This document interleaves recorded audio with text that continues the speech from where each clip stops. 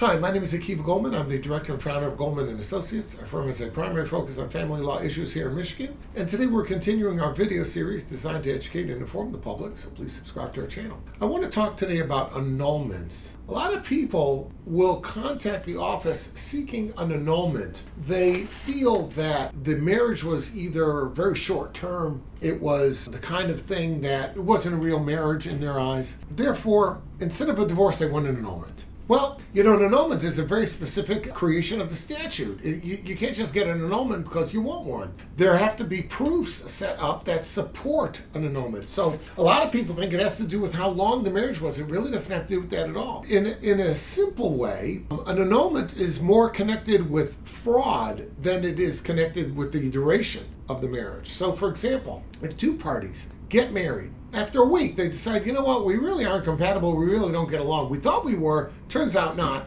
That is not an annulment. That's a divorce. There's no fraud involved in that. It's just two people who didn't get along. They could have stayed in the marriage 10 years and found out about it later on. Instead, they decided to call it quits early. That is something for which a divorce is required. Now, on the other hand, if you get married to someone and the whole idea was you wanted to have children and you find out A, that they are incapable of having children, and B, they knew about it and deliberately withheld it from you because they knew you wanted to have kids or you wouldn't get married, that is a fraud. Arguably, that is an annulment. If you marry someone and find out they're homosexual, you didn't realize it before, that is an annulment. Why? Because they clearly knew and they didn't disclose it. These are the kinds of things that support a claim for an annulment. Just incompatibility in and of itself wouldn't support that at all. We are a no-fault divorce state. That means that anybody can use really any reason to get a divorce. So the fact that two people don't get along, that's really the fodder for a divorce case.